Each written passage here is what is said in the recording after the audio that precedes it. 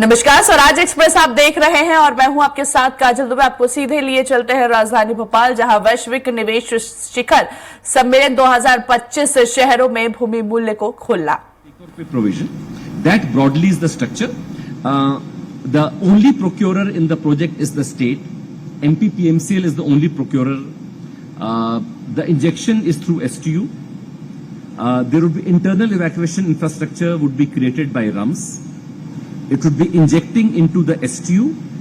STU also needs to create a external evacuation infrastructure for the project, which MP Transco is doing. There is loan for the project being given by ADB, both for the internal evacuation being done by RUMS and the external evacuation being done by Transco. ADB is giving the loan for the project. RUMS is giving the job on deposit work to Transco. So on ground, Transco is executing the entire work, both the internal evacuation, which is RUMS property, and the external evacuation, which is the Transco's property. So the entire work would be done by MP Transco under a single contract. So it's another interesting innovation that there is one organization giving a loan to do different, or ADB is giving the loan to RUMS and to MP Transco. But it is being executed as a one simple contract because MP Transco is doing obviously their own work and also our work, and they are issuing it as a single contract so that there is synergy in the external and the internal evacuation infrastructure. We have, like most projects of RUMS, IFC has been the transaction advisor, and IFC is the transaction advisor for this project as well. There is Bhanu with us, Roli with us. Even the regional director Ahmad was here yesterday. Child Legal has been the legal consultant of IFC and RUMS. So we have Megha from IFC. We had requested Collector Morena to join us. So Ankit Asthana is here. So I would request Ankit and Aman, why don't you come both on the dais, please? So Ankit, I must tell you, is also a law graduate from NLIU, so he's here in his capacity as an erstwhile lawyer trying to understand the documents. So welcome, Ankit. So this broadly is the structure of the project. We would be going for reverse bidding. The documents are already out. We have taken some comments from the developers and modified the documents to a certain extent. The modified documents were issued a few days back. If there are any comments on that, we are all here with our laptops and note down the suggestions, and we be happy to, as I said, our response is that we would want to agree to what you said unless there is a reason that we can't. Thank you so much, and I would request Roli to make the presentation. Thank you, sir, for giving an overview of the entire project. So we have prepared a short presentation to mostly cover the layout of the project, what is the evacuation infrastructure arrangement we would be looking forward to, what is the preparedness level of the project, so what are the main attractive features that we have in the project, and also the finer points on the structuring. What would be the tariff if there is any excess generation, how the partitioning would work. So I would now request Avnish Shukla sir to present the entire project. Yeah.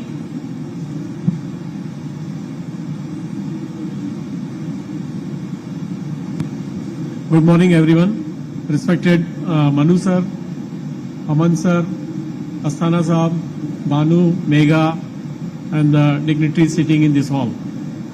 So this is about the Morena, we call it Morena Phase 1. So I'm just going to make a brief about this. Though this project is distributed into 2 units of 300 megawatt each. So with BSS it is going to supply for 40 megawatt hours of peak hours, including peak hour supply.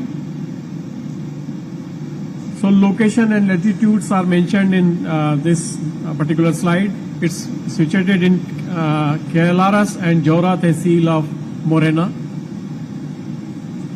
This is about the structuring of the project. So being RUMSL, our responsibility is to structure the project. MNRE is giving us CFA with 20 lakhs per megawatt, at the rate of 20 lakhs per megawatt. We are seeking loan from banks to develop the internal evacuation infrastructure. MP Transco would be our consultant to develop that internal transmission infrastructure, as well as they are also developing external evacuation plan. We are getting connected to STU since all this power is going to be procured by MPPMCL itself. We are signing 3 agreements with developer, PPA, ISA and LUPA. So PPA, ISA would be signed between the generator and the RUMCEL, while LUPA would be signed between the Renewable Energy Department and RUMCEL generator also. There are 3 layers payment security mechanism, and third would be state guarantee, which would be declared later on. Energy storage system would be co-located within the solar park boundary and during the morning and evening peak hours. So there are major key obligations with the dignitaries, the solar project generator and the RUMCEL. So our responsibility, as I already told you, that we will create the evacuation infrastructure, we will provide the land, we will maintain the transmission line which is getting connected to STU. Within 90 days of project agreement, ISA execution.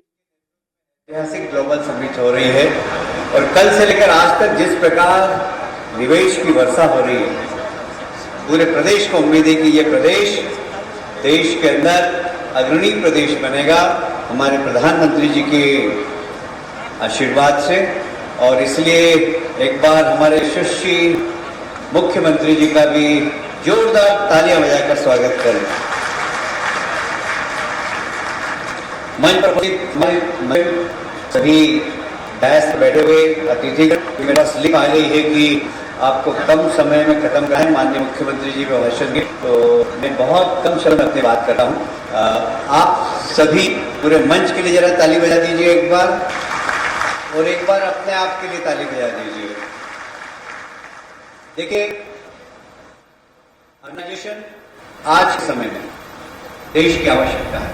मुझे याद आता है जब मैं 83 में पहली बार पार्षद बना था, तो मध्य प्रदेश में अर्बनाइजेशन का प्रतिशत 17 था। आज लगभग 32 हो गया और तेजी से अर्बनाइजेशन बढ़ रहा है। ऐसा लगता है 2040 तक हमारे प्रदेश की जनसंख्या 60% के ऊपर होगी अर्बनाइजेशन की।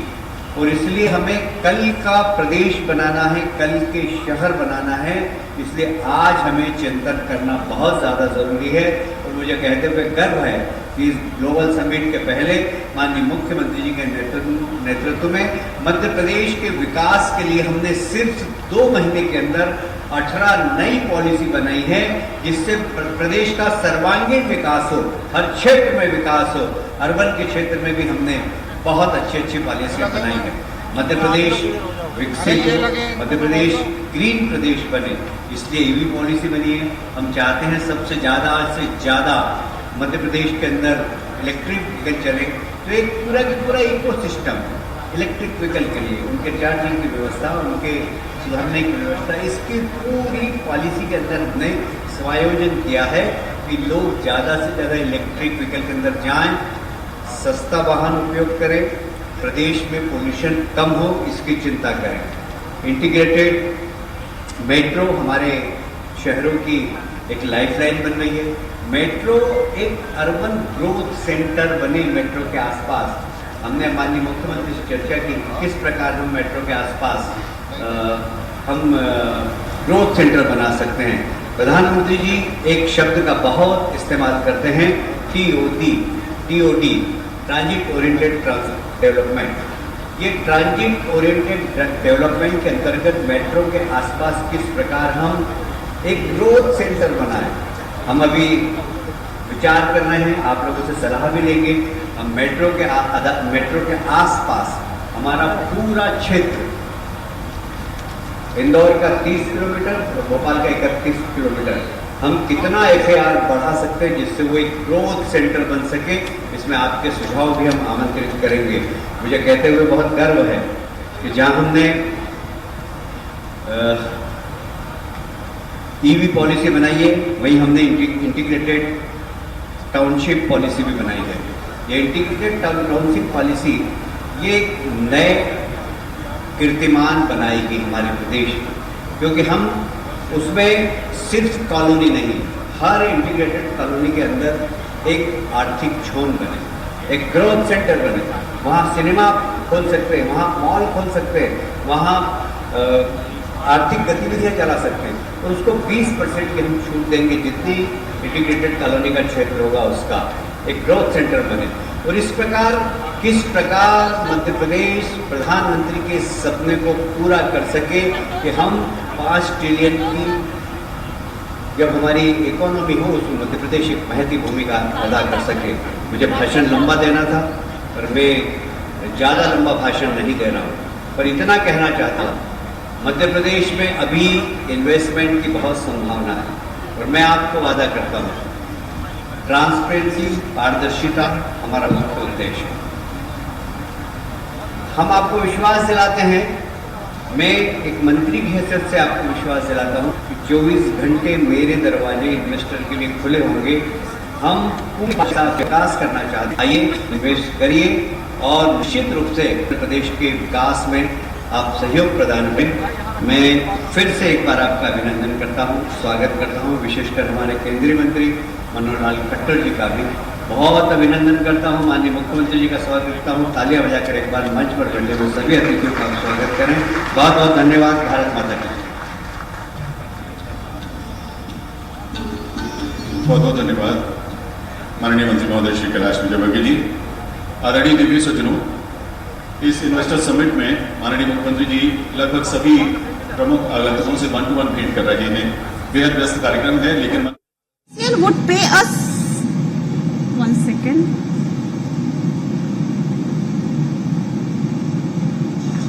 Sorry.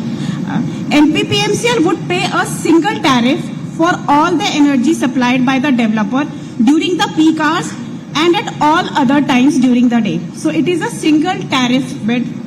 As the procurer does not have to pay for the power that will be supplied by NPPMCL. एक ऐसे नेतृत्व करता हमारे बीच पधारे जिनने अपना जीवन पूरा राष्ट्र सेवा के लिए दिया, लंबे समय तक संगठन मंत्री, प्रचारक, और अभी जब भारत सरकार के मंत्री बने उसके पहले हरियाणा जैसे राज्य को, जिसकी दिशा दशा पता नहीं किस किस प्रकार से थी, लेकिन नीतियों के बलबूते पर हरियाणा को सबसे अच्छे राज्यों में से शुमार कराया। जोरदार अभिनंदन माननीय मंत्री भारत सरकार श्रीमान खट्टर साहब का। और आते ही आपने शहरी विकास मंत्रालय की जवाबदारी संभालने के साथ समान रूप से कई सुधार किए, कई प्रकार के बदलाव कर रहे हैं। आज हमारा गौरव है, हमें गर्व है इस बात का, ग्लोबल इन्वेस्टर समिट के पहले के सत्र में आज यहाँ इस सेशन में माननीय खट्टर साहब के साथ हमारे सबके लोकप्रिय नेता बड़े भाई माननीय कैलाश जी विजयवर्गीय, माननीय मंत्री, स्थानीय शासन, जोरदार अभिनंदन कर रहे माननीय कैलाश जी साहब। कोई सा भी विभाग दो और विभाग को चलायमान करना, काम को करना, कराना और काम में जान डाल देना, माननीय कैलाश जी साहब की आदत रही है। हम सब उनसे सीखते हैं। मैं उनका स्वागत करता हूँ, अभिनंदन करता हूँ। इस अवसर पर माननीय मंत्री विश्वास सारंग जी, सहकारिता और खेल मंत्री, जोरदार अभिनंदन विश्वास भाई का भी। आप भी अपने काम के कारण जाने जाते हैं। और ऐसे ही एक और काम के धनी हमारे प्रद्युम्न सिंह तोमर जी, बिजली मंत्री, जोरदार ऊर्जा मंत्री, लगातार अपनी सेवा भावना के बलबूते पर निर्बाध रूप से ग्वालियर से अपनी यात्रा प्रारंभ करते हुए सरकार के सुयोग्य मंत्री के रूप में अपनी साख बनाई। हमारी एक और मंत्री डॉक्टर प्रतिमा बागरी, आपका भी अभिनंदन, जोरदार। आप स्थानीय शासन राज्य मंत्री हैं। हमारी मालिनी गौड़ जी, मालिनी राय जी, माननीय महापौर भोपाल, और पूरा मंच जोरदार अभिनंदन करते। सवेरे हमारे बड़े बड़े रियल एस्टेट के क्रेडाई से लेकर के बाकी सारे माननीय बंसल साहब से लगा करके दूसरे अग्रवाल साहब तक, जैसे अग्रवाल और मैं मान के चलता हूँ ये हमारी पहचान बनी है। कल के मंच में भी एक अग्रवाल साहब बड़े भाई थे, आज छोटे भाई है। जोरदार अभिनंदन तो कर दो पूरे मंच का। मैं यशस्वी माननीय मंत्री श्रीमान खट्टर साहब को बताना चाहूँगा, हमारी सरकार बनने के बाद हमने बहुत सारे सेक्टर में अलग अलग प्रकार से काम करने के संकल्प किए। ग्लोबल इन्वेस्टर समिट भी उसी में, यद्यपि ये बात सही है कि हमने रीजनल इंडस्ट्री कॉन्क्लेव के माध्यम से संभाग में माननीय भाई साहब लोकसभा का चुनाव का समय छोड़ दें तो बचे हुए 7-8 महीने हर महीने एक न एक हमारे संभाग केंद्र पर ग्लोबल इन्वेस्टर समिट करते रहे। पूरे प्रदेश में रोजगार का, उद्योग का, निवेश का वातावरण बनाने का प्रयास किया और उस बलबूते पर धीरे धीरे करते करते, और मैं माननीय मंत्री जी आपको बताना चाहूँगा कि ये प्रयोग हमारा बहुत अच्छा रहा। इसके कई कारण से कई प्रकार के लाभ मिले।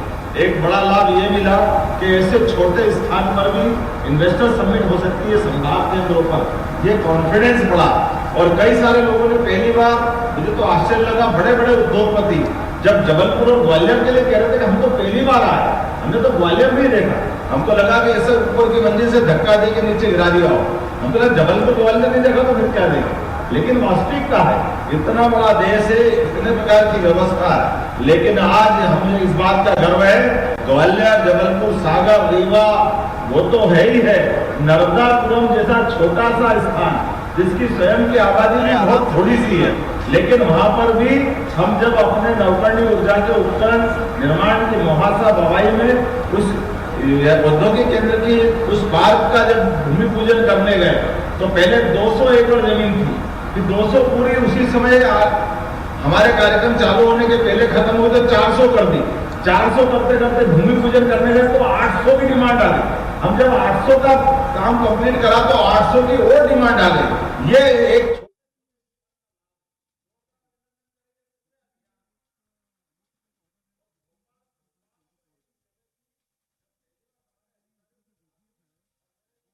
um, 40% of the BESS cost or 96% 96 lakhs। तो यदि उसको आप लोग ने जो रिफर किया हुआ है वो 15/6/2020 को आपने रिफर किया हुआ है, तो if can be, I don't know if it is, because I think it is applicable. एक बार उसको देख लेंगे तो अच्छा रहेगा। नहीं, and there is no weak in the project. I did not understand what. अरे सब्सिडी का जो इसमें सब्सिडी तो नहीं है कोई? 20% सब्सिडी जो उधर ऐसा नहीं है इसमें। इसमें तो नहीं है। ओके, नहीं, प्रेजेंटेशन में कोई सब्सिडी तो नहीं था।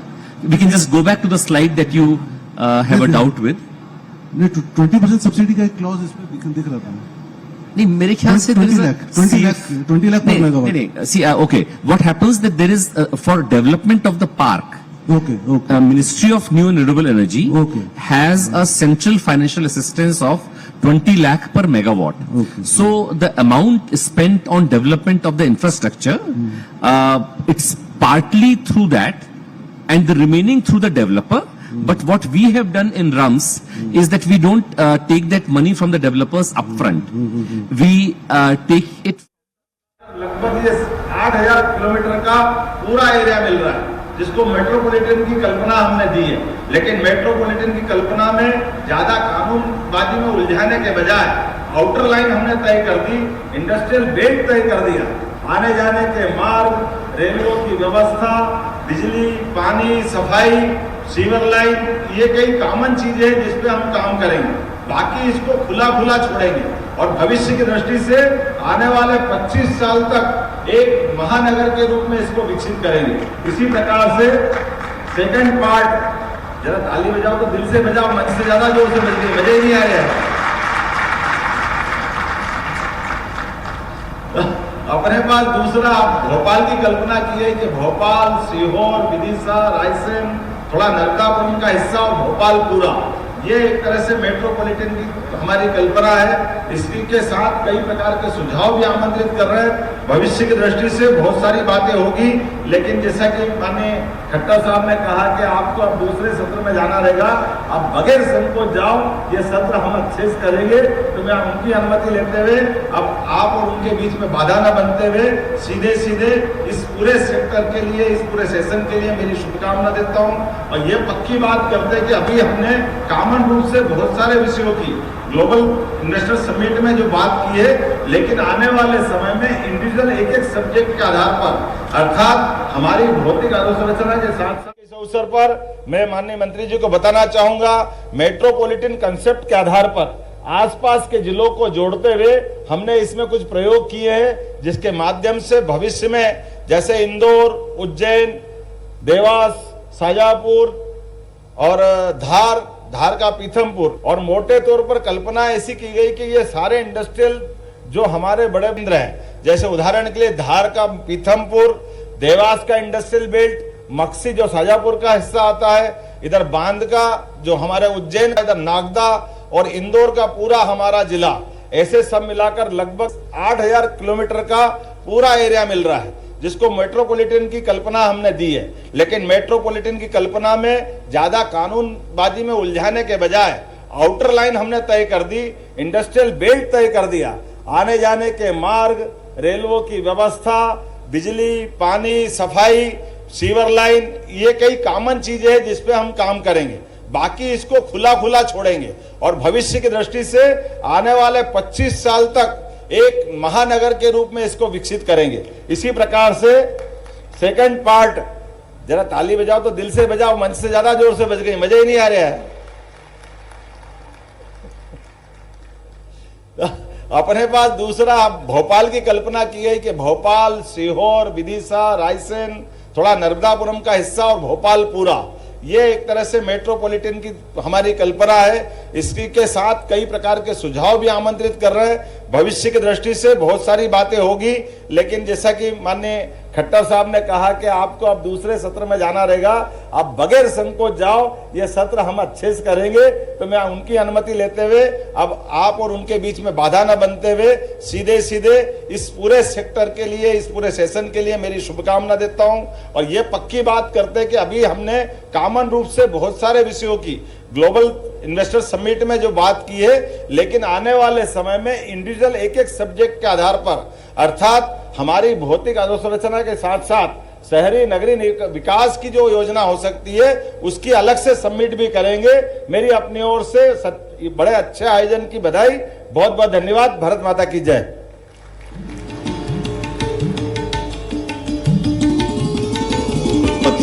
बहुत बहुत धन्यवाद माननीय मुख्यमंत्री जी, डॉक्टर मोहन यादव जी।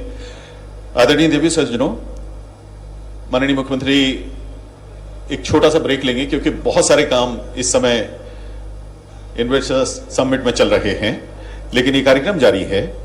और इस कार्यक्रम में अब हम आग्रह करेंगे प्रमुख सचिव नगरीय विकास मध्य प्रदेश श्री संजय कुमार शुक्ला जी से कि वे आएं और पहले तो इस पूरे आयोजन के बारे में संक्षिप्त विवरण दें, उसके बाद एक टेक्निकल प्रेजेंटेशन की वो शुरुआत करें, जिसमें Madhya Pradesh integrated township policy 2025 के ऊपर वो विचार व्यक्त करेंगे। इस विचार उद्वेलन के क्रम को हम जारी रखेंगे और उनके बाद फिर हम आमंत्रित करेंगे अन्य विशेषज्ञों को। तो बहुत आदर के साथ हम आमंत्रित कर रहे हैं आदरणीय प्रमुख सचिव नगरीय विकास एवं आवास तथा विमानन मध्य प्रदेश श्री संजय कुमार शुक्ला जी को।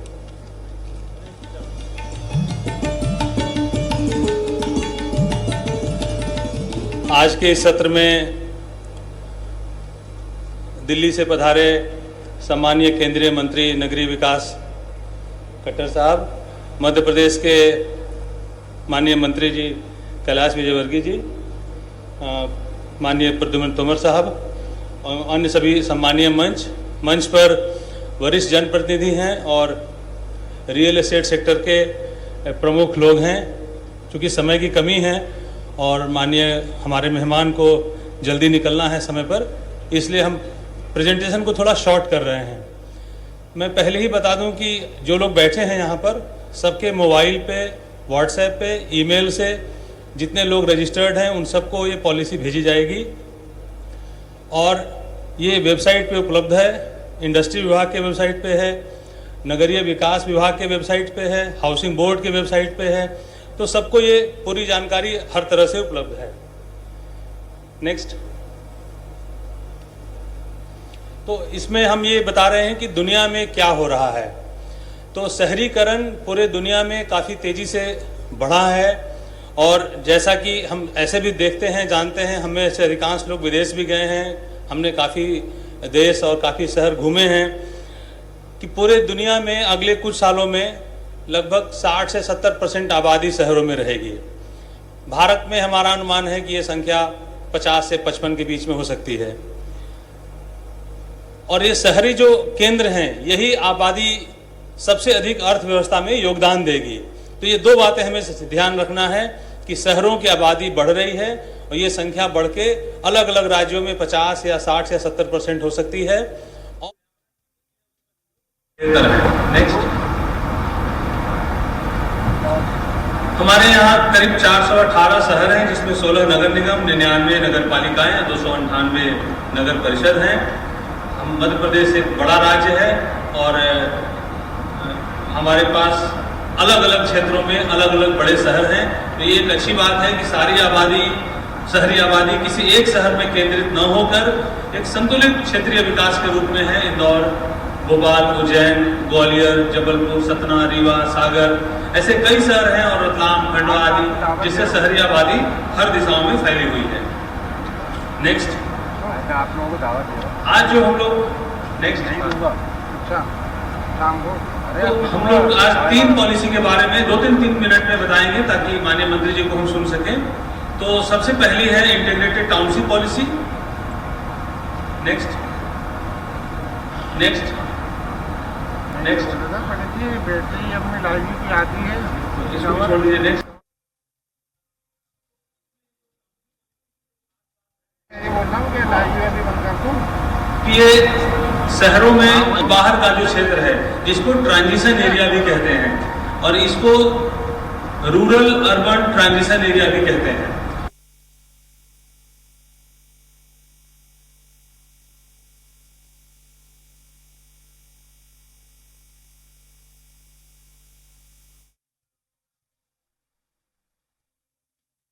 बन रहा है जहां पे सभी जिलों के ओडीओपी जो प्रोडक्ट हैं उनको हम डिस्प्ले करेंगे। बहुत ही सुंदर हेरिटेज बिल्डिंग लुक के साथ ये बन रहा है और काफी एडवांस स्टेज पे आ गया है। हमने municipal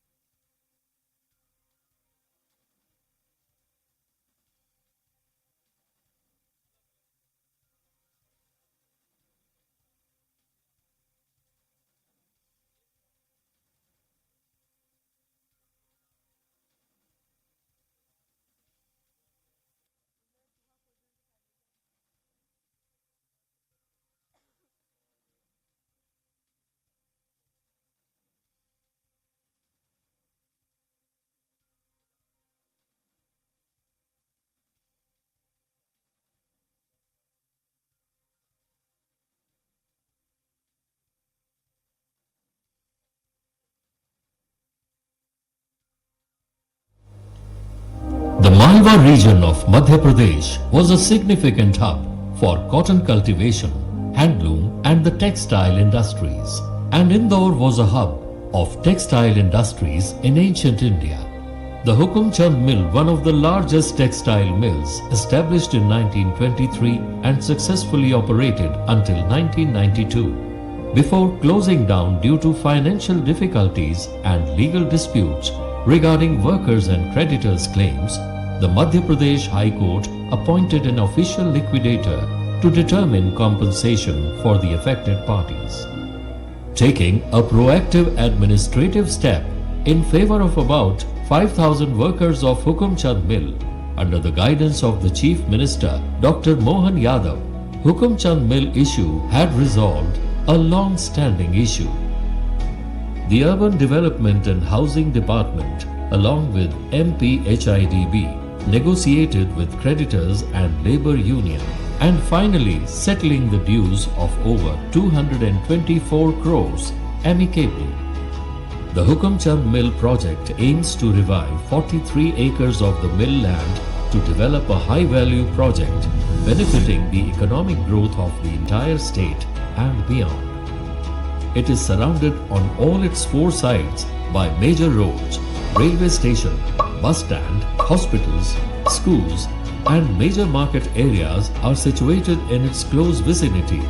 Indore Airport is just 15 minutes drive away from the site location. Its location, ample greenery in its surrounding and connectivity to all parts of city makes it most prospective land parcel in Indore for developing iconic residential towers and commercial buildings like malls, retails, hotels, IT and office towers. This shall also facilitate the much needed walk to work concept in the city. The development of Hukamchand Mill land as iconic commercial and residential settlement shall transform the area as the most happening place of Indore city.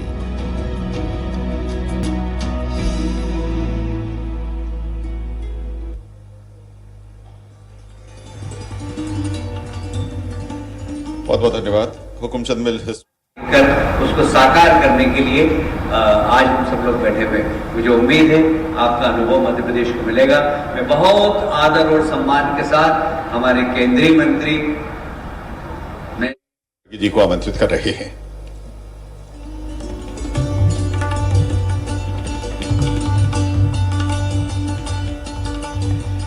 मित्रों, अभी हमारा ये सत्र चलता रहेगा, उसमें question answers भी होंगे, आप लोगों की सलाह भी लेंगे। आपने ये भी प्रेजेंटेशन देखा, इसके संबंध में यदि आपको कोई सलाह देना हो तो हम वो सुझाव भी लेंगे, क्योंकि मध्य प्रदेश को अर्बनाइजेशन के क्षेत्र में हम नंबर 1 बनाना है।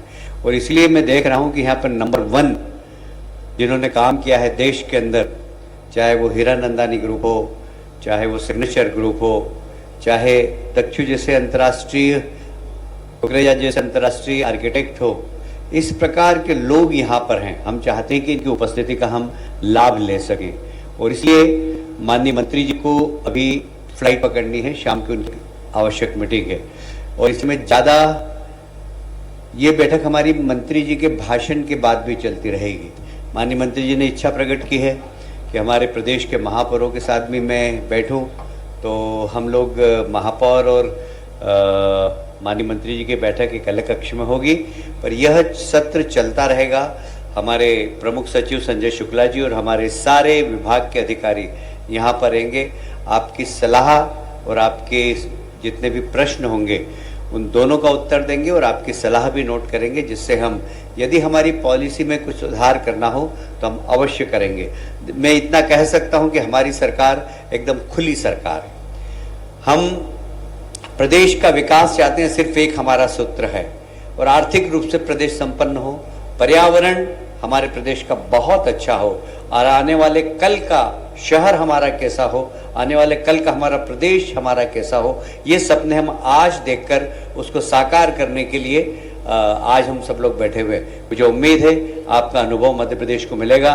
मैं बहुत आदर और सम्मान के साथ हमारे केंद्रीय मंत्री, मैं कह सकता हूं कि इस देश के अंदर बहुत कम लोग ऐसे होते हैं जो सीधे चुनाव लड़ते हैं और एकदम राज्य के प्रमुख स्तर पर पहुंच जाते हैं। इसमें इस देश में 2 ही नाम हैं, एक वर्तमान देश के प्रधानमंत्री नरेंद्र मोदी जी, जिन्होंने विधानसभा का चुनाव लड़ा और सबसे पहले वहां पर मुख्यमंत्री बने, दूसरी बार लोकसभा का चुनाव बना और प्रधानमंत्री बने, और दूसरा कोई व्यक्ति है तो मनोहर लाल जी खट्टर, जिन्होंने विधानसभा का चुनाव लड़ा और सीधे हरियाणा के मुख्यमंत्री बने और विकसित हरियाणा बनाकर दिखाया।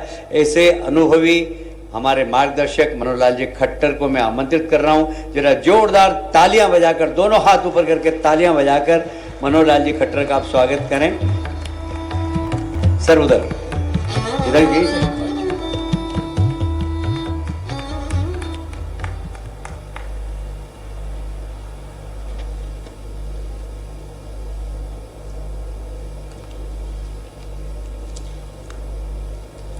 मंच पर विराजमान हमारे नगरीय विकास और आवास विभाग के मध्य प्रदेश के मंत्री श्रीमान कैलाश विजयवर्गीय जी, माननीय राज्य मंत्री नगरीय विकास एवं आवास विभाग श्रीमती प्रतिमा बागरी जी, हमारे प्रमुख सचिव नगरीय विकास आवास विभाग मध्य प्रदेश श्री संजय कुमार शुक्ल जी, महापौर श्रीमती मालती राय जी, श्री मनोज मेघ जी अध्यक्ष कड़ाई, Sunil Bansal ji Bansal group, Shri Manish Gupta ji director Hiranandani group, Sanjeev Agarwal ji director Sage group, Shri Ravi Agarwal ji director Signature Global, doctor Devilena Kundu ji, Shri Dikshu Kukreja ji, Kalyan Chakravarti ji, उपस्थित सभी आज की ये जो इन्वेस्टर समिट है, उपस्थित सभी हमारे स्टेक होल्डर्स, सज्जन वृंद, पत्रकार छायाकार मित्रों, मैं बात तो यहां से शुरू करूंगा। हमारे कैलाश विजयवर्गीय जी ने कहा कि पहली बार विधायक बना और पहली बार ही मुख्यमंत्री बन गया, लेकिन बहुत लोगों को यह पता नहीं है इस सारे क्रम में, इस काम को अंजाम देने में अगर सबसे ज्यादा किसी का बड़ा हाथ है तो श्री कैलाश विजयवर्गीय जी का है।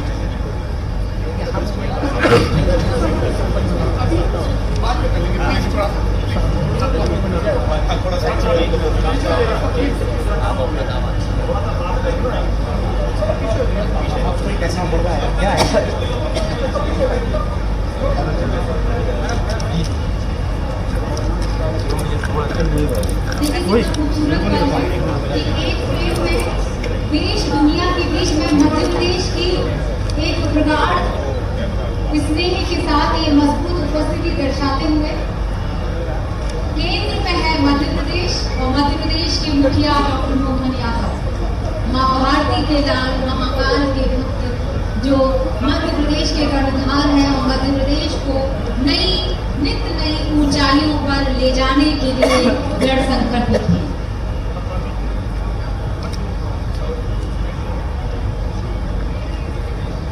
ये फ्रेंड्स ऑफ एमपीपी है और फैमिली ऑफ एमपीपी।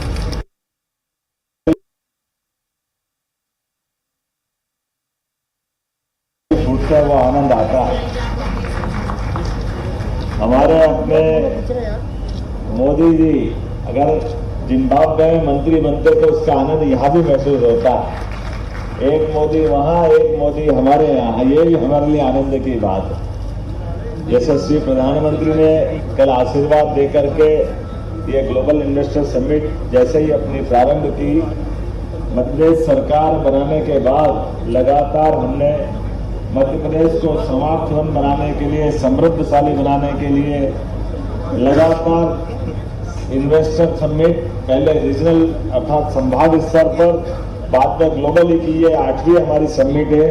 और जिस प्रकार से मुझे इस बात का एहसास हुआ है कि हमारे सभी सेक्टर में समान रूप से यशस्वी प्रधानमंत्री के नेतृत्व में जैसे सब राज्य आगे बढ़ रहा है, मध्य प्रदेश सबसे तेज गति से, जो अभी सेंसेक्स आया है उसमें सबसे तेज गति से बढ़ने वाले राज्यों में अगर कोई है तो मध्य प्रदेश से। मुझे इस बात की प्रसन्नता, आप सबका स्नेह, सहयोग, आशीर्वाद मिलता रहेगा।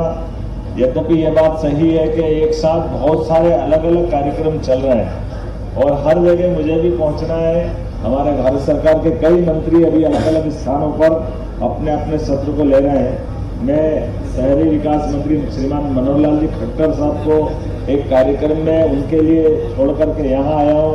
हमारे टूरिज्म मिनिस्टर गजेंद्र शेखावत जी वो एक जगह कहीं और कार्यक्रम कर रहा है। हमारे राम नायडू जी जो हमारे एविएशन मिनिस्टर है वो अपना कार्यक्रम कर रहा है, एक जगह शिवराज सिंह जी चौहान अपना कार्यक्रम कर रहा है। कुल मिलाकर के सायंकाल तक ऐसे सभी अलग अलग सत्रों में जिस प्रकार से अपने अपने विषय को लेकर के सभी हमारे माननीय मंत्रीगण, सभी माननीय अधिकारीगण, सभी प्रकार के बाकी जुड़े हुए उस व्यवसाय से जुड़े हुए हमारे निवेशकगण सबके साथ सामूहिक रूप से चर्चा करते हुए हम सब मिलकर के सभी सेक्टर में आईटी, ऑटोमोटिव, फार्मास्यूटिकल, बायोटेक, अलग अलग प्रकार के जितने भी निवेश की संभावना वाले सेक्टर है, हर एक जगह जैसे माननीय प्रधानमंत्री जी के माध्यम से हमने हमारी 18 पॉलिसियों को न केवल लॉन्च किया है बल्कि ये भी मान के चल रहे हैं कि अभी तो ग्लोबली हम एक बार इस प्रकार से कार्यक्रम कर रहे हैं, बाद में अलग अलग एक एक सब्जेक्ट वाइज भी सबमिट करने वाले हैं। एग्रीकल्चर सेक्टर से चालू होकर के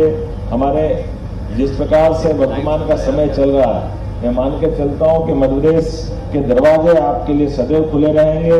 हमारी अपनी सरकार के बलबूते पर जो जो हो सकता है वो हम सब कर रहे हैं। सरलीकृत व्यवस्था और ये वसुधैव कुटुंबकम की जो भावना है, और वैसे तो आज हमने यहाँ इस सत्र की शुरुआत ही बाबा महाकाल की आरती से की है। ये हमारा सबका सौभाग्य है। बोला जय श्री महाकाल। और महाकाल की बात करते ही देखते हैं तो महाकाल की आरती में होता क्या है, कभी आपको एक छोटी कल्पना देखिए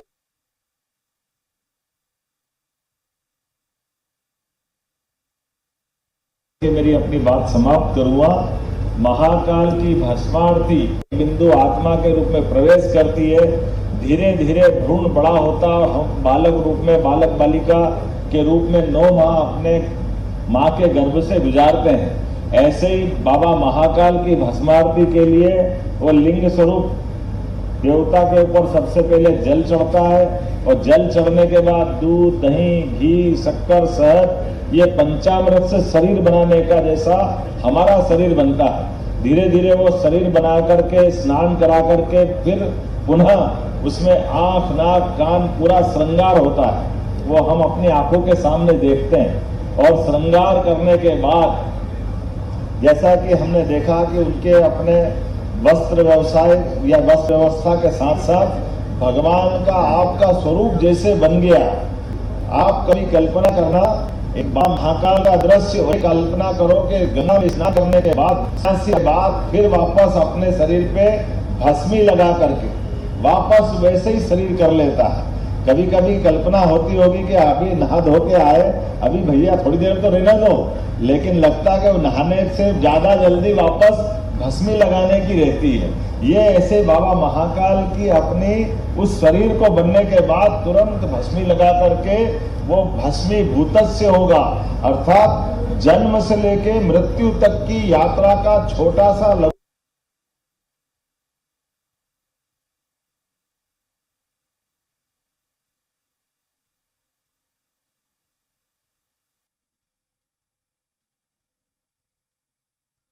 दर्शन, ये भस्म जाने तक का जो नियत समय मिला है,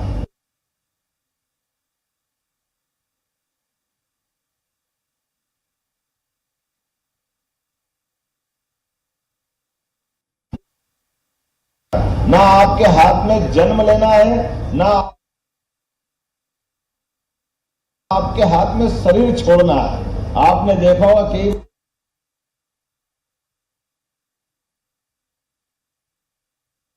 बार मरने के भी प्रयास करते तो कई बार मरते नहीं लोग, क्योंकि परमात्मा ने उसको मरने का भी मौका नहीं दिया है। तो तड़प तड़प के जब तक उसका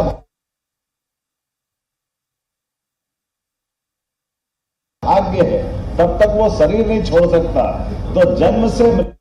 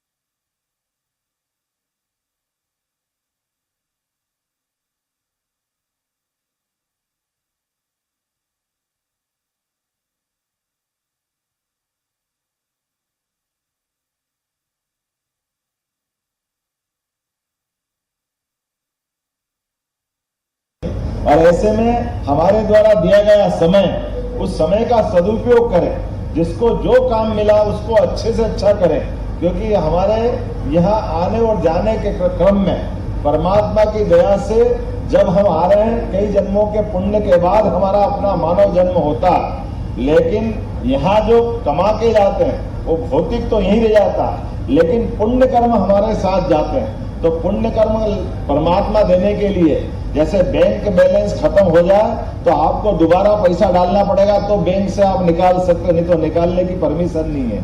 ऐसे जब हमारे स्वर्ग में या मोक्ष के बाद अपना जो जीवन ऊपर माना जाता है, हमारा पुण्य कर्म खत्म होता है तो परमात्मा फिर मौका देता है। इसी को भगवान कृष्ण ने गीता के अंदर बहुत अच्छे से समझाया। और ये हमारे लिए नहीं, भगवान जो सब कुछ रचिता, जो नियंता, निर्माता, ये उनके लिए भी उतना ही जरूरी है जितना हमारे लिए है। तो वो स्वयं भी मनुष्य रूप लेकर के, अलग अलग प्राणी के रूप लेकर के कई कई अवतार में उनको भी आना पड़ता है। और ये आने जाने के कर्म में यही कर्मवाद है, इसमें किसी की कोई मुक्ति नहीं और हर एक कोई उस क्रम से बंधा हुआ है, उस क्रम से कोई बाहर नहीं, ना कोई अंदर ना कोई बाहर। जिसका जो नियत कर्म है, उस नियत कर्म को अपने अपने कर्मों के हिसाब से अपने जन्म को सार्थक सिद्ध करने का मौका। इसलिए महाकाल की नगरी में जाने अनजाने हम महादेव की नगरी मान लेते हैं। महादेव तो है ही 12 ज्योतिर्लिंग में, लेकिन सच्चे अर्थों में वो समय की नगरी, वो सबका समय बताते हैं। भस्मारती अपना जीवन सार्थक करने का एक छोटा सा लघु सिद्धांत बताती है। तो मैं उम्मीद करता हूँ अब जब भस्मारती में आप जाएंगे देखने, तो आप वो आनंद से देखना कि भगवान को इतना अच्छा सजाया। कभी मन में कोई प्रश्न तो आता होगा कि रात को 2 बजे उठे, धक्के खाते हुए दर्शन करने गए, भगवान को पंडित जी नहा धोकर के इतने बढ़िया ढंग से आंख नाक कान मुंह बढ़िया सजाया, और आप उठोगे नहीं, उसके पहले पहले भगवान को वापस वैसे ही कर देता जो 4 बजे। तो आपको कभी लगता होगा भैया दिन भर तो रखो, कम से कम इतनी मेहनत करी तो। लेकिन जैसे मैंने बताया कि हर एक का अपना माँ के गर्भ से जो पिंड के रूप में आपका शरीर आत्मा के रूप में आया, वो वापस उसी रूप में पहुंचा करके वो आरती के माध्यम से आपकी जीवन की पूरी यात्रा बताने का प्रयास रहता है। इसलिए आज के इस अवसर पर जब हमने महाकाल की महाशिवरात्रि के आसपास का ये जो कार्यक्रम रखा है, तो मुझे लगा कि ये जानकारी भी आपको देना चाहिए। इसलिए बाबा महाकाल के साथ साथ हमने अपनी आध्यात्मिक यात्रा का भी लघु दर्शन कराने का प्रयास किया है। कई प्रकार से व्यवस्था जुटाने का प्रयास किया है कि ग्लोबल इन्वेस्टर समिट अच्छी हो। अब एक संकट भी था कि भोपाल में पहली बार कर रहे हैं, लेकिन भोपाल में आपके सबके मदद से ही कर पाए। जाने अनजाने आपको रुकने में कोई कठिनाई हुई होगी तो मैं माफी भी चाहता हूं। हमने सारे प्रयास किए कि आपको तकलीफ नहीं आना चाहिए, इसलिए हमने टेंट सिटी से लगा करके जो प्रबंधन कर सकते थे वो सब कुछ किए हैं। लेकिन हम सब समझ रहे हैं कि आपकी इस यात्रा में, जैसे कि वो प्रयागराज में कुंभ की यात्रा चल रही है, वो कुंभ हमारा अपना अध्यात्म का कुंभ है, ये सांसारिक जीवन का कुंभ है। दोनों में समानता है, मुझे लगता है कि दोनों में कोई अंतर नहीं। उस कर्म के आधार पर हम अपने जीवन में पुण्य कर्मों के आधार पर अपने स्थान से आगे जाने की बात करते हैं। यहाँ आपके माध्यम से अगर आप किसी क्षेत्र में निवेश करोगे तो अपने खुद के लिए तो 2 रोटी कोई भी कमा खा लेता है, लेकिन आपके माध्यम से एक उद्योगपति बना करके, एक निवेशक बना करके, एक रोजगार प्रदाता बनाकर आपके माध्यम से भी कई लोगों की रोजी रोटी मिलेगी, कई लोगों को प्रेरणा मिलेगी। ये भी पुण्य कर्म है, ये बड़ा काम है। इस नाते से भी मैं आपका अभिनंदन करता हूं और उम्मीद करता हूं कि आपका हमारा प्रेम बरकरार रहेगा। मेरी अपनी ओर से पुनः एक बार स्वागत, वंदन, अभिनंदन, बहुत बहुत धन्यवाद।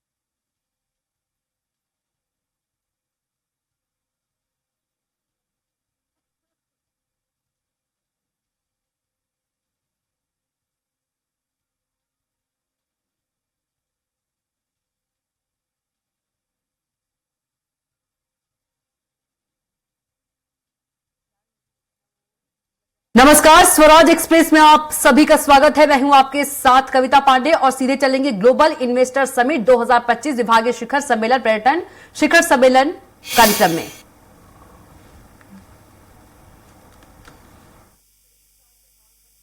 लगभग 4 बार भारत की अर्थव्यवस्था जो है उसका दोहरीकरण होगा। हम 4 ट्रिलियन पे खड़े हैं, 4 से 8, 8 से 16 और 16 से 32 ट्रिलियन की इकोनॉमी बनने की दिशा में भारत आगे जा रहा है। इकोनॉमी की इस ग्रोथ के साथ में जोड़ करके जो ट्रैवल एंड टूरिज्म सेक्टर को सबसे ज्यादा लाभ जिस दृष्टिकोण से होता है उसके 2 पक्ष है। पहला पक्ष कि जब सरकार में देश की अर्थव्यवस्था बड़ी होती है, जीडीपी की साइज बढ़ती है, टैक्स कलेक्शन बढ़ता है, तो सरकार के पास में इंफ्रास्ट्रक्चर पर खर्च करने के लिए ज्यादा संसाधन होते हैं। हमने देखा 2 ट्रिलियन से 4 ट्रिलियन तक जब इकोनॉमी हुई और सरकार का माननीय प्रधानमंत्री जी का फोकस इंफ्रास्ट्रक्चर क्रिएशन पे था, पिछले बजट में भी था और अब की बजट में भी 11,01,111 करोड़ रुपए का निवेश बजट जो है इंफ्रास्ट्रक्चर प्रोजेक्ट्स पर होगा। इसकी घोषणा बजट में माननीय प्रधानमंत्री जी के नेतृत्व में की गई है। देश में पिछले 10 साल में 1,50,000 किलोमीटर के नए नेशनल हाईवेज और सड़कें बनी। देश के रेलवे सेक्टर का complete electrification, almost complete electrification संपन्न हो गया। देश ने new generation semi high speed trains को 1 से शुरू होकर के 100 तक पहुंचते हुए देखा। देश में हवाई अड्डों की संख्या को 75 से बढ़कर के 150 तक होते हुए पहुंचा। वाटरवेज जो भारत में नहीं थे उनको नए वाटरवेज को भारत में खड़े होते हुए और बनते हुए देखा। पिछले 5-10 साल के कालखंड में अर्थव्यवस्था जब केवल 2 से 4 ट्रिलियन तक पहुंची है। मैं यहां उपस्थित आप सब लोगों से आग्रह के साथ में कहना चाहता हूं, कल्पना करके देखिए कि जब हम 4 से 32 होंगे तब भारत कहां होगा। जो संख्या आज हमारे हवाई अड्डों की 157 है, जो संख्या आज हमारे वंदे भारत एक्सप्रेस की लगभग 100 के आसपास पहुंची है, अगले 5 साल में यह संख्या दोनों जगह पर दुगनी होने वाली। और उसके साथ साथ में देश की सरकार की नीतियों के चलते हुए जिस तरह से भारत में गरीब आदमी, सामान्य मानवी जो बुनियादी आवश्यकताओं के संघर्ष से पिछले दशकों से जूझ रहा था, वो अब उन आवश्यकताओं की पूर्ति करते हुए सरकार के सहयोग से आज मध्यम वर्ग में प्रवेश कर चुका है। और भारत में 25 करोड़ लोग गरीबी की रेखा से बाहर निकल करके मध्यम वर्ग के हिस्सेदार बन गए, सम्मान के साथ में मध्यम वर्ग का जीवन जी रहे। और उनके जेब में पहली बार डिस्पेंसिबल इनकम उस एस्पायरेशनल क्लास के जेब में आई है। उसका परिणाम आपको देखने को मिलता है जब आंकड़े आते हैं 7 दिन पहले कि अयोध्या में 1 साल में 13 करोड़ तीर्थयात्री आए, या हमारे उज्जैन के महाकाल लोक में महाकाल बाबा के दर्शन करने के लिए 1 साल में 7 करोड़ लोग आते हैं। शिवशेखर शुक्ला जी गर्व के साथ में कहते हैं कि Madhya Pradesh have created new benchmarks and new heights के 13 करोड़ लोग मध्य प्रदेश आ गए। ये इसके कारण से संभव हो पा रहा है कि भारत की अर्थव्यवस्था इस तेज गति के साथ में बढ़ रही है और भारत का मध्यम वर्ग निरंतर विकसित होता हुआ और बड़ा होता जाए। सरकार जब इस बात की घोषणा करती है कि हम टैक्स में कटौती करेंगे, उसका बिगेस्ट बेनिफिशियरी अगर कोई सेक्टर आने वाले समय में रियल एस्टेट और मैन्युफैक्चरिंग से भी पहले अगर कोई सेक्टर आने वाले समय में होने वाला है इस साल के बाद में, वो ट्रैवल एंड टूरिज्म का सेक्टर होने वाला है। क्योंकि भारत का जो सबसे बड़ा तबका मध्यम वर्ग का तबका है, जिसकी आमदनी 25 लाख से कम है, ऐसी आमदनी वाले लोगों के जेब में अब के साल से टैक्स में बचत के कारण से, टैक्स में कमी के कारण से डिस्पेंसिबल इनकम उनके जेब में होगी। इसलिए भारत में जो है सारे भारत के ट्रैवल एंड टूरिज्म की इकोनॉमी की समीक्षा करने वाले सारे विशेषज्ञ विश्व भर में इस बात को स्वीकार करते हैं कि भारत की अर्थव्यवस्था में जो फॉर्मल कंट्रीब्यूशन आज की तारीख में टूरिज्म सेक्टर का 5.6% है, ये 2027 तक बढ़कर के 10% फॉर्मल कंट्रीब्यूशन होने वाला है। और अब मैं आपको सामने एक जो मैंने दृश्य रखा कि 2047 तक जब हमारी अर्थव्यवस्था 32 ट्रिलियन की होगी तब 10% का कंट्रीब्यूटर टूरिज्म सेक्टर होगा। आज हिंदुस्तान की अर्थव्यवस्था जितनी बड़ी है उतना कंट्रीब्यूशन अकेला टूरिज्म सेक्टर कर रहा होगा। हम इतनी अपार संभावनाओं के द्वार पर खड़े हैं, तब देश के प्रधानमंत्री ये कहते हैं कि टेक्नोलॉजी, टेक्सटाइल और ट्रैवल, ये तीन, टूरिज्म, ये तीन सेक्टर ऐसे हैं जो हिंदुस्तान की इकोनॉमी के ड्राइवर बनने वाले। एक तरफ जहां विश्व भर का कौतूहल, विश्व भर का आकर्षण भारत का केंद्र भारत बन रहा है और जिस तरह की प्रबल संभावनाएं भारत में है, भारत को देखने का नजरिया पूरे विश्व भर का जिस तेज गति के साथ में एक बार वापस बदल रहा है, भारत के बढ़ते हुए सामर्थ्य के कारण से भारत के प्रति देखने का नजरिया जिस तरह से बदल रहा है, आप कल्पना करके देखिए, योग भारत से निकल करके आज से 200 साल पहले भारत से निकल करके यूरोप में गया था, लेकिन योग की पहचान नहीं बन पाई। भारत का आयुर्वेद भारत से निकल करके सैकड़ों साल पहले लोगों ने ले जाकर के प्रयास किए होंगे, लेकिन उसकी पहचान और मान्यता नहीं बन पाई। आपने कभी सोचा कि पिछले 10 साल में क्या बदलाव हो गया कि भारत का योग, भारत का आयुर्वेद, भारत की संस्कृति, भारत की चिकित्सा पद्धति, भारत की जीवन पद्धति, उन सब के मूल्य एकाएक पूरे विश्व भर की नजर में बढ़ गए। और वो सिर्फ इसलिए हुआ कि भारत का सामर्थ्य बढ़ गया है, भारत की ताकत बढ़ गई। कोई भी समर्थ व्यक्ति, हम किसी गरीब के घर पे जाएं, पंकज भाई, गरीब के घर में जाएंगे, हमारे मन में किस तरह का भाव होता है? या तो उसके लिए करुणा का भाव होगा, या उसके लिए दया का भाव होगा, उसके लिए कंपैशन हो सकता है, उसके लिए हमारे मन में दया हो सकती है, उसके लिए कुछ देने का भाव हो सकता है, करुणा का भाव हो सकता है। लेकिन उसकी किसी चीज को फॉलो करने की हमारे मन में कभी अपेक्षा नहीं हो। भारत की स्थिति क्योंकि दयनीय थी, इसलिए भारत की तरफ देखने का नजरिया दूसरे दुनिया के दूसरे लोगों का अलग तरह का था। भारत में जो टूरिस्ट आता,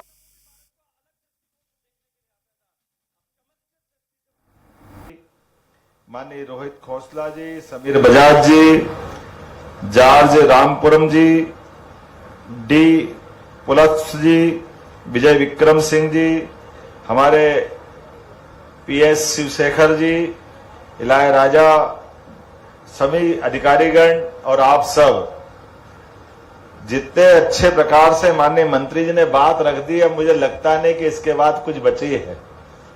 हमारी सरकार बनने के बाद भी हमने भी लगातार टूरिज्म सेक्टर को सबसे पहले इस नाते से ही बढ़ाने का प्रयास किया। कुछ चीजें आपको जानकारी के लिए जरूर बताना चाहूंगा।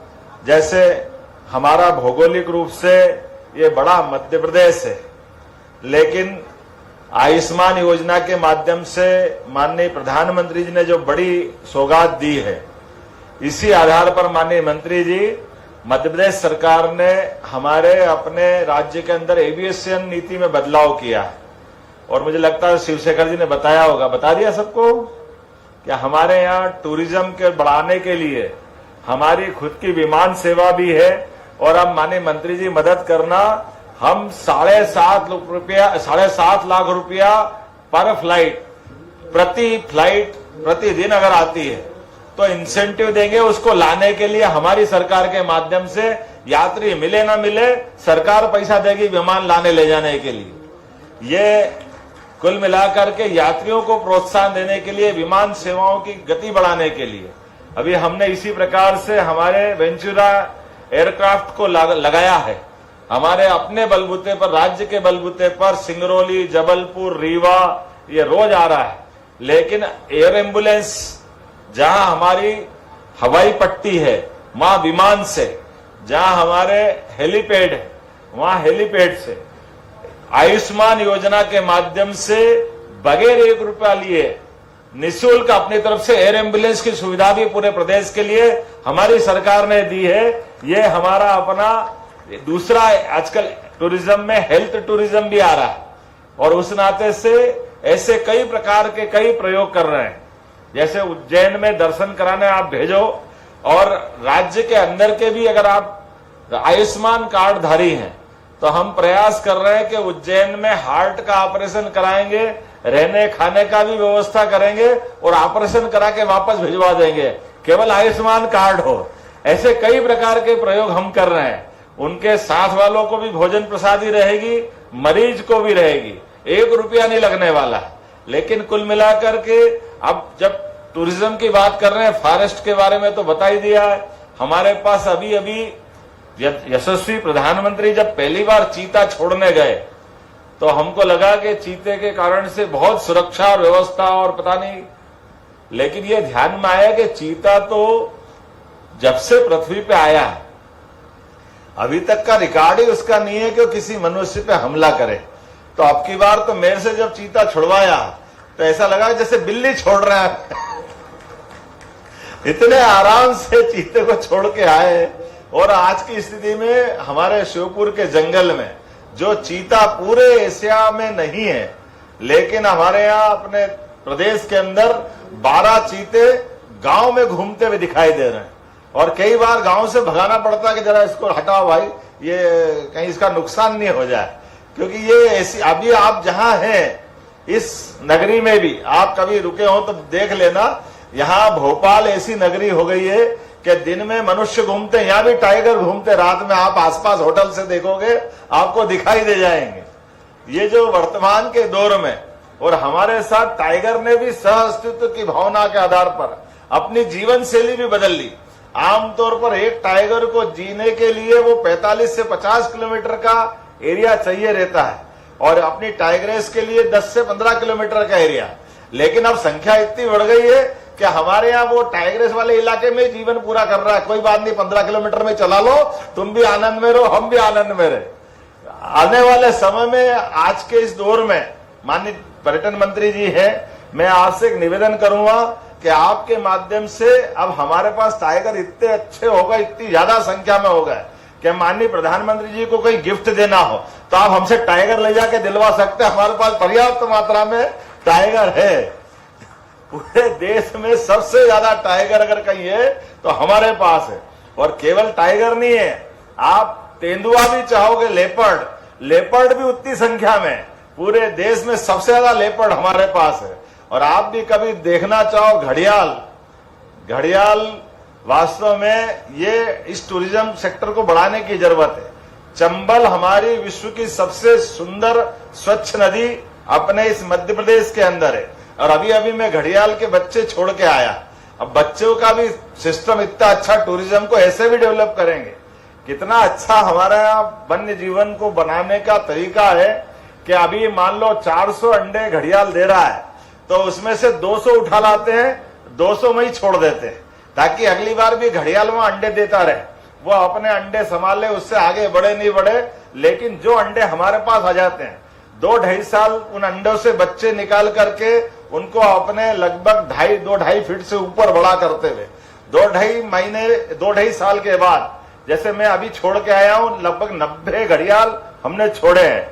उसमें हर 15 दिन में, महीने भर में, सितंबर अक्टूबर के बाद से ये अपना फरवरी आखिरी मार्च फर्स्ट वीक तक लगातार घड़ियाल छोड़ने का, और जहां घड़ियाल नदी में छोड़ रहे हैं वो दृश्य भी इतना बढ़िया दिखता है। वो आपका घड़ियाल चाहो तो आप हाथ से पकड़ के भी छोड़ दो, कभी कभी मुंह बड़ा कर देता बड़ा वाला, वो कभी आप तरफ पलटा ले तो डरना मत, कोई फर्क आपके सारे प्रबंधन है। लेकिन घड़ियाल क्या, गिद्ध भी इतनी ही बड़ी संख्या में है। आज की स्थिति में गिद्धों की बड़ी संख्या, लेकिन मध्य प्रदेश में गिद्ध भी बहुत बड़ी संख्या में बढ़ रहे हैं। और लगातार हमारे पास टाइगर रिजर्व के जो अभयारण्य है, पहले 7 थे, अभी इसी साल हमने यहाँ रातापानी, जिसको डॉक्टर विष्णु श्रीधर वाकणकर के नाम पे अनाउंस किया, और ये 8वां है। नवा हमारा अभी माधव नेशनल पार्क इसी 10 मार्च को उसको भी लोकार्पित करने वाले हैं। एक एक करके सभी प्रकार के टूरिज्म के लिए फॉरेस्ट का तो इतना समृद्ध हमारा इलाका। और अब तो हमारी स्थिति ये बन गई, माननीय मंत्री जी, आपके जोधपुर में शायद फर्नीचर अच्छा बनाते लकड़ी वाले, लेकिन ये भी बड़ा मजेदार किस्सा है कि जोधपुर में लकड़ी नहीं और फर्नीचर सबसे अच्छा बनाते हैं, और हमारे यहाँ लकड़ी बहुत है लेकिन फर्नीचर नहीं बना पाते हैं। तो हमारा एमओयू कर ले, आप हमारे यहाँ से भी करके जाओ कि हमारा ये निवेश में एक निवेश 2 राज्य सरकारों के बीच में करा दें। आपकी मौजूदगी से जब आप जल शक्ति मंत्री थे तो आपने, मुझे इस बात का गर्व है, जोरदार अभिनंदन करें, केन बेतवा नदी का बड़ा प्रोजेक्ट और पार्वती काली सिंध का भी आपके आग्रह से, आपकी मदद से यशस्वी प्रधानमंत्री श्रीमान नरेंद्र मोदी जी ने CR पाटिल जी के माध्यम से ये जो हमारे राज्यों के परस्पर संबंध अच्छे रहना चाहिए, ये नए दौर का भारत है। और नए दौर के भारत में तो गया जमाना जब केरल कर्नाटक मुकदमा लड़ रहे हैं, मध्य प्रदेश राजस्थान भी लड़ रहा था, लेकिन आपस में अब संबंध अच्छे बनाते हुए हम सहअस्तित्व की भावना की बात करें तो सहअस्तित्व में पर्यटन से अच्छी बात कोई समझा सकता है क्या? ये तो आप ही कर सकते हैं। मेले का मतलब मेलजोल बढ़ाना, और मेलजोल को बढ़ाने के लिए पर्यटन उसमें बड़ी मददगार भूमिका अदा करता है। और जैसे कि हमारी होटलों के बारे में बात आई, आपको एक और जानकारी बता दूं कि हमारे मध्य प्रदेश सरकार ने आपके माध्यम से भी आपको भी ये गुंजाइश मिलेगी कि हमारे अपने उज्जैन में जो 2028 में सिंहस्थ लगने वाला है, जब कुंभ राशि वृश्चिक राशि में प्रवेश करती है तो कुंभ हो जाता है, और जब हमारी बृहस्पति जब सिंह राशि में प्रवेश करते हैं तो वह सिंहस्थ हो जाता है। ये प्रत्येक 12 साल में एक बार स्थिति बनती है। तो उज्जैन के अंदर लगभग 3300 हेक्टेयर जमीन में ये पूरा का पूरा नया धार्मिक सिटी का प्लान हमारा मंजूर हो रहा है। उसमें बड़े पैमाने पे साधु संत महंत महामंडलेश्वर शंकराचार्य उनको स्थायी रूप से जगह देने जा रहे हैं कि आप आइए अपने स्थायी रूप से आश्रम बनाइए। लेकिन वो आश्रम में क्या कर सकते हैं? वो अन्न क्षेत्र चला सकते, धर्मशाला बना सकते, वो सभी प्रकार के स्कूल कॉलेज हॉस्पिटल बना सकते। तो ये इसके पीछे पीछे आपको संकेत आ रहा होंगे, मैं बता रहा हूं तो, क्योंकि बड़े पैमाने पर केवल साधु संत को नहीं, आप भी इस टाइप की व्यवस्था में मदद कर सकते हैं। अब आप बताओ धर्मशाला और होटल में क्या अंतर है? मुझे तो नहीं मालूम, आप ही बता सकते हो, टूरिज्म वाले सबसे बढ़िया बताएंगे। जैसे मैं जब टूरिज्म का कॉर्पोरेशन का अध्यक्ष था तो मैंने उस समय पर्यटन को तीर्थाटन से जोड़ा था, और तीर्थाटन के आधार पर भी तो हम वही सारी काम करते हैं। तो मैं मान के चलता हूं आज भोपाल की धरती पर यह सेशन सफल होगा। माननीय शेखावत जी यहाँ मौजूद है, और ये पहली बार प्रयोग किया था, लेकिन जाने अनजाने कोई कठिनाई आई तो मैं आपसे क्षमा भी चाहता हूं। हमारा प्रयोग हुआ है भोपाल का, लेकिन उम्मीद करेंगे आपके माध्यम से पर्यटन ने नए कीर्तिमान बनाए। रिकॉर्ड तो शिवशेखर जी ने बताया होंगे और आगे बढ़ रहे हैं। मुझे लगेगा कि हम बार बार अगली बार इन्वेस्टर समिट करेंगे तो केवल टूरिज्म की भी करेंगे। इसके लिए ये एक माहौल बनने के लिए तैयार है। मैं आज के इस अवसर पर अपनी ओर से पुनः आपका स्वागत करता हूं, अभिनंदन करता हूं। और चूंकि ये एक समान बहुत सारे सत्र चल रहे हैं तो थोड़ा विलंब से आया, क्षमा भी चाहता हूं। और अब मैं उम्मीद मेरी 1-to-1 भी होने वाली है, तो माननीय मंत्री जी से भी मैं अनुमति लेता हूं और उम्मीद करता हूं कि बाकी के सत्र में हमारे मित्रगण माननीय त्रिपाठी जी हमारी भूमिका अदा करते रहेंगे। बहुत बहुत धन्यवाद। बहुत बहुत धन्यवाद माननीय मुख्यमंत्री जी। और निरंतर आपका प्रयास है पर्यटन स्थलों का विकास और तीर्थ स्थलों का विकास, जिसके आप जिन्होंने अपनी संस्कृति को सहेजने के लिए, जीव जंतुओं को सहेजने के लिए निरंतर प्रयासरत है। हम बहुत बहुत आभार करेंगे माननीय मुख्यमंत्री जी का। Heartly thank you honourable chief minister of Madhya Pradesh for your golden words. Now moving ahead, जैसा कि हम सभी मंच पर देख पा रहे हैं, एक बहुत ही बड़े पर्दे के अभिनेता हमारे साथ मंच पर हैं। A person doesn't need any introduction. Let us watch one TVC.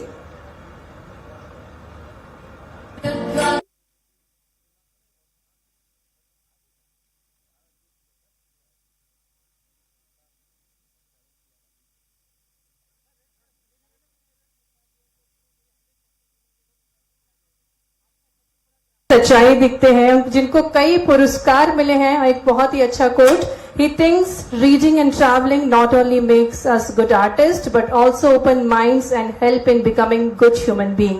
तो अब सिर्फ ना अपने अभिनय के साथ बल्कि हर इंसान को एक अच्छा इंसान बनने की जो प्रेरणा देते हैं। आपकी जोरदार तालियों के साथ मैं उनको आमंत्रित करती हूँ फॉर हिज मोटिवेशनल वर्ड्स। आपका बहुत बहुत स्वागत है और आपको हम मान चुके हैं हमारे मध्य प्रदेश का ब्रांड एम्बेसडर। तालियां मध्य प्रदेश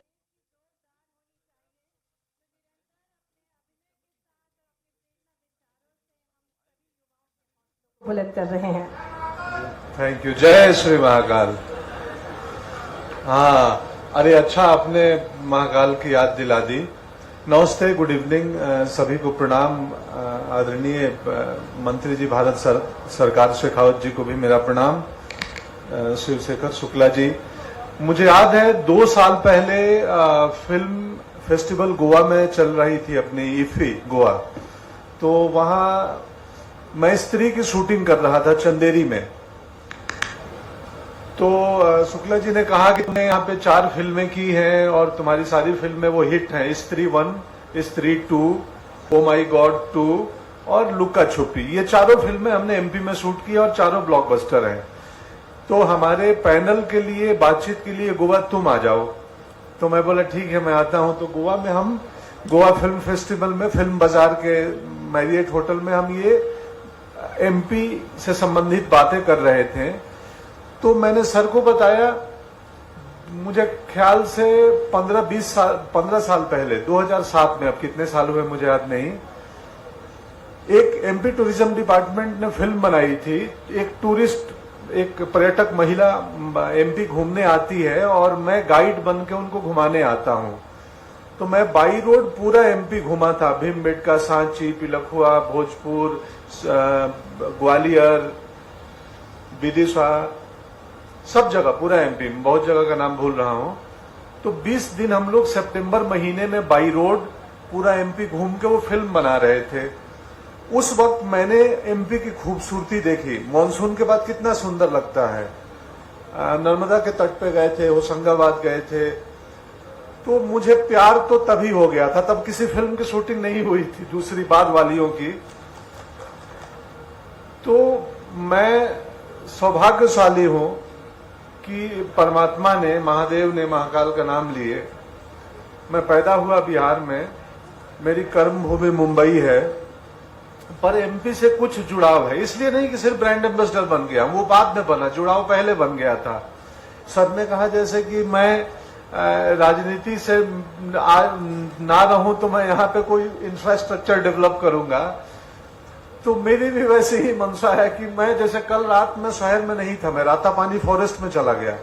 मैं रात को वहीं पे रहा और शाम को थोड़ी सफारी भी की, जानवरों को देखने भी गया। तो एमपी सच में विलक्षण है, अद्भुत है। और ना सिर्फ विदेशी पर्यटकों को, हमारे जो घरेलू पर्यटक हैं, जो लोग अन्य प्रदेशों के हैं, उनको भी बताना पड़ेगा कि कितना सुंदर है एमपी। और आप आके देखो, मुझे लगता है जंगल देखने के लिए बहुत सारे सेलिब्रिटी लोगों की तस्वीरें आती हैं, साउथ अफ्रीका चले गए। क्या जरूरत है इतना दूर जाने की? भारत में, मध्य प्रदेश में है ना इतने जंगल। एक और किस्सा सुनाऊं, हम फुकरे 3 फिल्म की शूटिंग कर रहे थे खजुराहो में, पन्ना में। तो पन्ना नेशनल पार्क के पास खजुराहो में पूरी टीम रुक गई एक बड़े होटल में, जो स्टार कैटेगरी का होटल था। मैं इकलौता अभिनेता था। मैंने प्रोडक्शन को बोला कि पास में पन्ना नेशनल पार्क में एमपी टूरिज्म के गेस्ट हाउस है, मेरी व्यवस्था वहां कर दो, मैं होटल में नहीं रहूंगा। और 15 दिन मैं मेरी टीम के साथ, जो केन रिवर के पास में गेस्ट हाउस है सर अपना फॉरेस्ट का, उसमें रहा। और मैं रोज रात को छत 2nd फ्लोर पे था, पीछे जाता था बालकनी में और खीरे और रोटी फेंकता था और हिरन आती थी खाने के लिए। चांदनी रात का मौसम था, वो शुक्ल पक्ष का दौर था। तो वो 15 रात मेरे जीवन के सबसे सुंदर रातें हैं, जब जंगल के किनारे खड़ा होकर चांदनी रात में जंगल को देख रहा हूं और जंगल को सुन रहा हूं।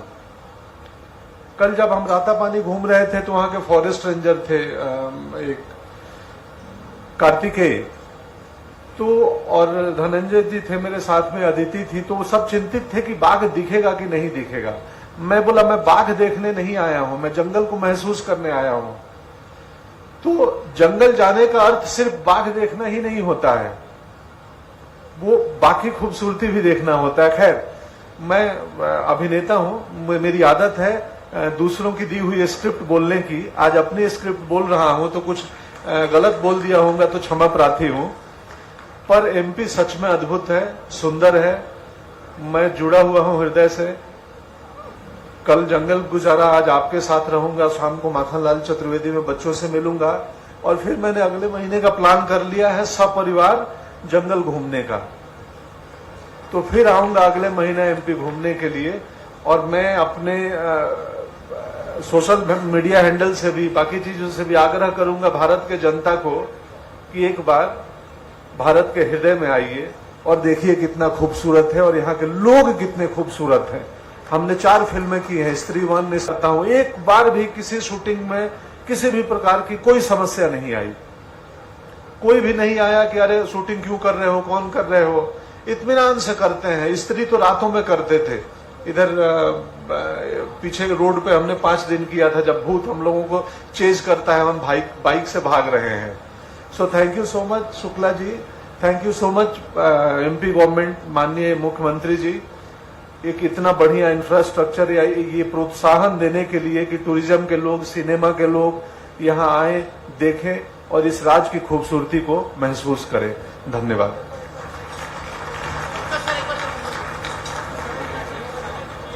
हेलो, बहुत बहुत धन्यवाद पंकज त्रिपाठी जी। और बिल्कुल आपने सही बात कही, स्क्रिप्ट की बातें तो आप हमेशा दर्शकों के सामने प्रस्तुत करते हैं। आज आपने दिल से अपनी बात रखी है, हम सभी के बीच जोरदार तालियां हो जाएं पंकज त्रिपाठी जी के लिए।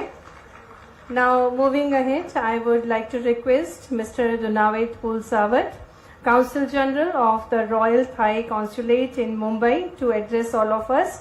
He is Royal Consulate General of Thailand. He is highly decorated and received many government awards and medals. He has received at various embassies, has been an integral part of Foreign Consular and Asian Affairs. Let us have a round of applause to welcome him, Mr. Donavit Pulsawat, to address all of us. जोरदार तालियां बजना चाहिए। हमारे बीच सम्मानीय अतिथिगण हैं, अंतर्राष्ट्रीय अतिथिगण हैं, उनका हम स्वागत करें। Honorable Ministers, distinguished guests, ladies and gentlemen, thank you for Madhya Pradesh Tourism for inviting me to attend this event. I would like to take this opportunity to share the Thailand experience on how to promote tourism industries. You may know, last year we have 35 million foreign tourists go to Thailand, and this is contribute to around 14% of our GDPs. And thank for the Indian strong economies and a lot of disposable income, there are 2.1 million Indians go to Thailand alone. Thank you very much for your contributions. You see, the tourism industry in Thailand is start in 1998 when we are launching the Amazing Thailand campaign. Since then, our tourism industry is developed so very fast and very strong. There's contribution to many factors that I would like to take this opportunity to share to you all. First of all, what we are doing in Thailand is about the location. We always try to maintain and improve our tourist destination in always in good conditions. And the organization like UNESCO is playing a very significant contribution to this event as well. The second thing is to develop the infrastructures, road, airport, hotels, and all the tourist facilities. The third one is the easy to travel, easy to access. That's what we are doing. We increase the flights from various destinations to Thailand, and we have a lot very efficient visa-free scheme, so that the tourists can get access to Thailand easy and very convenient. The next one is the government supported. There's a lot of incentive for the tourism industries, both the people, the private sectors, which is, I know that right here in India, the tourism sector has get a very strong support from the Indian government, both central government and also in the state governments. But the most important thing is, I think this is the private sector participation. the private sector have to be very active and very cooperate with the government sector to do the tourism promotion as well. Because you are